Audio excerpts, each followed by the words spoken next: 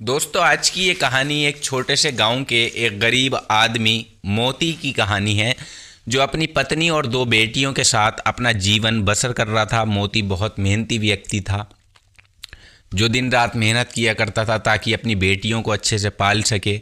उसकी दो बेटियां थीं प्यारी सी। बड़ी बेटी का नाम गुड्डी था और छोटी बेटी का नाम नीता था। मोती की पत्नी के साथ उसका जीवन नॉर्मल था, लेकिन वो अपनी बेटियों को खुश रखने के लिए किसी भी मुश्किल से लड़ने को तैयार हो जाता था। मोती और उसकी पत्नी अक्सर बात करते थे कि उनका अगला बच्चा बेटा होगा। मोती की पत्नी का सपना था कि उनके घर में बेटा भी आए। तो दोस्तों, भगवान से मिन्नतें मांगते थे वो, लेकिन भगवान को कुछ और ही मंजूर था। उनकी पत्नी गर्भवती तो होती हैं, लेकिन दुर्भाग्यवश बच्चा पेट में ही मर जाता है। ये सदमा उसकी पत्नी सहन नहीं कर पाती और उसकी तबीयत ख़राब हो गई। मोती को ये विश्वास था कि वो अपनी पत्नी को संभाल लेगा, लेकिन कुछ वक्त के बाद ही उसकी पत्नी ने भी अपनी आंखें बंद कर लीं। अब मोती अकेला हो गया। उसकी पत्नी उसे छोड़कर हमेशा हमेशा के लिए जा चुकी थी इस दुनिया से, और वो भी ऐसी पत्नी जो उससे बेहद प्यार करती थी। मोती भी उससे बहुत प्यार करता था। मोती काफ़ी वक्त अपनी पत्नी के गम में डूबा रहा, मगर वो ख़ुद को संभालता है और वो सोचता है उसके आगे दो बेटियां हैं जिनका ख्याल उसे ही अब रखना है, उनकी अच्छी परवरिश करनी है। और यही सब कुछ सोचकर मोती ने खुद को संभाल लिया था। लेकिन मोती की पत्नी को मौत के बाद मोती की दुनिया उजड़ गई थी। उस वक्त उसकी बड़ी बेटी गुड्डी सिर्फ 5 साल की थी, और गुड्डी अपनी माँ के बारे में हमेशा मोती से पूछती रहा करती थी। वो अक्सर रोती रहती थी और मोती से कहती कि मम्मी कहाँ चली गई हैं, बताओ पापा मम्मी कहाँ हैं, मुझे उनसे मिलना है। मगर मोती के पास कोई जवाब नहीं होता था। वो क्या जवाब देता अपनी बच्चियों को। वो बस अपनी बेटियों को समझा कर संभालने की कोशिश किया करता। लेकिन मोती ने ठान लिया था कि वो अपनी बेटियों को कभी भी अकेला नहीं छोड़ेगा और उनकी परवरिश में किसी भी तरह की कोई कसर नहीं छोड़ेगा, चाहे उसे कितनी ही मेहनत क्यों ना करनी पड़े। मोती चाहता तो दूसरी शादी भी कर सकता था, लेकिन वो अपनी पत्नी से बहुत ज़्यादा प्रेम करता था। वो उसकी यादों में जीना चाहता था, इसलिए उसने दूसरी शादी नहीं की। लेकिन दोस्तों, दूसरी तरफ वो बहुत ज़्यादा गरीब भी था। उसका काम धंधा कोई ख़ास नहीं था, अच्छा नहीं था, सिर्फ रोटी खाने के ही पैसे उसे मिलते थे। लेकिन वो चाहता था अपनी बेटियों को अच्छी तरह से पाल सके, पढ़ा भी सके। पत्नी के जाने के बाद उसकी ज़िंदगी और भी ज़्यादा कठिन हो गई थी, क्योंकि अब उस पर बेटियों की जिम्मेदारी उसके कंधों पर पूरी तरह से थी। वो मेहनत मजदूरी करता रहा और किसी तरह अपने परिवार का पेट पालता रहा, लेकिन उसके पास हमेशा काम नहीं रहा करता था। कभी मजदूरी मिल जाती थी तो कभी ऐसे भी दिन आते थे उसे खाली ही रहकर गुजारने पड़ते थे। और इन्हीं हालातों में दोस्तों समय बीतता गया और गुड्डी अब 12-13 साल की हो गई थी। एक दिन रात के समय अचानक उसकी तबीयत ख़राब हो जाती है। उसे बहुत तेज़ पेट में दर्द होने लगता है। उसने सोचा कि ये कुछ और होगा या गलत खाने की वजह से हुआ होगा, लेकिन ये उसका पहला पीरियड था। कुछ ही देर में उसके कपड़े खून से सने हुए थे और वो ये सब देखकर घबरा गई। वो फ़ौरन अपने पिता को डरते डरते उठाती है और रोते हुए उन्हें बताती है कि पापा देखिए, ये अचानक मुझे क्या हो गया है।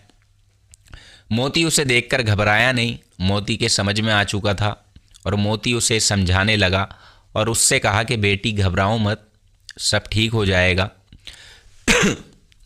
मोती ने अपनी बेटी को संभालने के लिए फ़ौरन कपड़े लेकर वो आता है और कहा, बेटी ये लो, बदल लो कपड़ों को। वो समझ गया था कि उसकी बेटी को ये समस्या पहली बार हुई है और उसे इस बारे में कोई ज़्यादा ख़ास जानकारी नहीं थी। लेकिन मोती ने अपनी बेटी को अपनी गोदी में ले लिया और उसे थपकी देने लगा ताकि उसका दर्द कम हो सके। मोती की आंखों में आंसू थे, क्योंकि उसे अपनी पत्नी की इस समय याद आ रही थी जो अब उसके पास नहीं थी। वो यही सोच रहा था कि ये ऐसा वक्त है कि जब उसकी बेटियों को अपनी माँ की ज़रूरत है, लेकिन वो बहुत दूर जा चुकी है। कुछ देर बाद मोती ने सोचा कि गुड्डी को इसके बारे में समझाना ज़रूरी है। उसने एक रिश्तेदार महिला की मदद मांगी जो गुड्डी को ये सब समझाए। महिला ने गुड्डी को समझाया कि अब उसे हर महीने पीरियड होंगे और उसे इस दौरान क्या करना चाहिए। गुड्डी को ये सब समझ में आ गया और वो अब अपने पिता की मदद से इस समस्या से निपटने भी लगी। अब समय बीतते बीतते नीता भी बड़ी होने लगी थी। वो अब 11 साल की थी और गुड्डी 14 साल की हो चुकी थी। एक दिन दोस्तों कुछ लड़के नीता और गुड्डी के पीछे लग जाते हैं और उन पर डोरे डालने लगते हैं।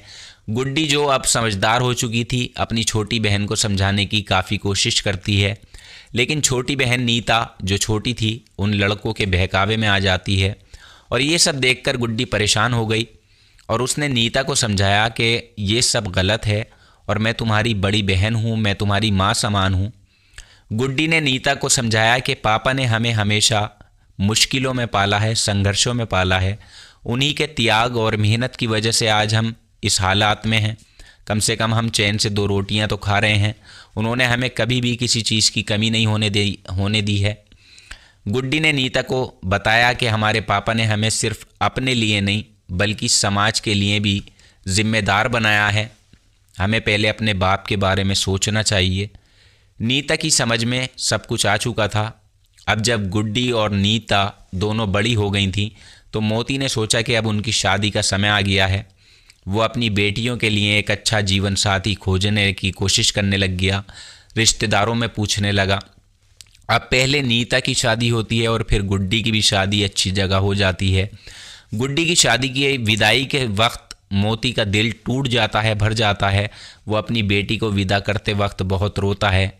गुड्डी भी अपने पिता से अलग होने पर बहुत ज़्यादा दुखी थी। वो सोच रही थी कि अब उसके पापा अकेले रह जाएंगे और उसे उनकी बहुत ज़्यादा याद आएगी।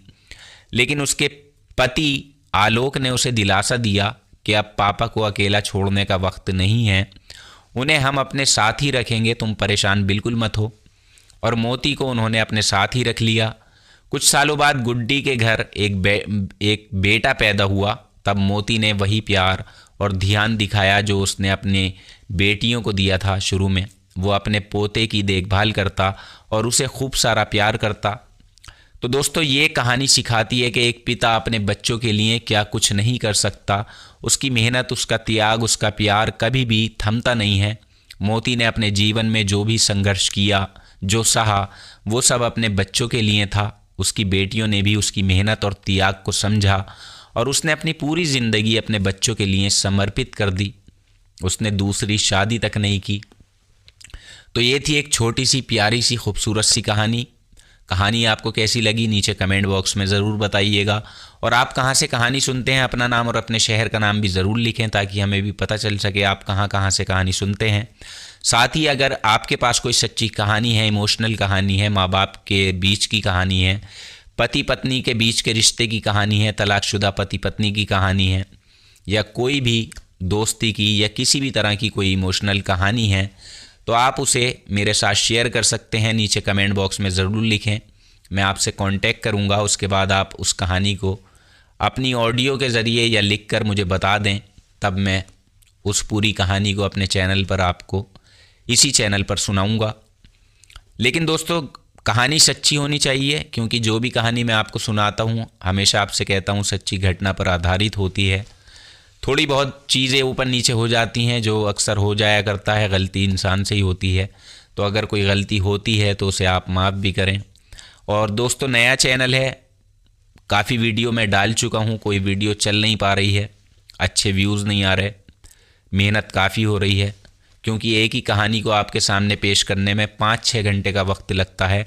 क्योंकि पहले कहानी को पढ़ा जाता है, डीपली उसकी रिसर्च की जाती है, उसको खंगाला जाता है, बारीकियां देखी जाती हैं, समझी जाती हैं, फिर आपके सामने उसे एक्सप्लेन किया जाता है। तो इसमें काफ़ी वक्त लगता है। तो मेरी मेहनत को आप ज़ाया ना होने दें, आप वीडियो को लाइक और शेयर ज़रूर कर दिया करें। चैनल पर नया हुआ करें तो सब्सक्राइब ज़रूर कर लिया करें, हमारे साथ जुड़ जाएं हमारी फैमिली में। लगभग 170 लोग हमारे चैनल पर जुड़ चुके हैं। मैं आप सभी का धन्यवाद करना चाहता हूं। Thank you very much. तो आज के एपिसोड में इतना ही। कल आपसे फिर मुलाकात होगी किसी नई सच्ची कहानी में, अच्छी सी प्यारी सी कहानी में। तब तक आप अपना ख्याल रखें, अपनों का ख्याल रखें। जय हिंद।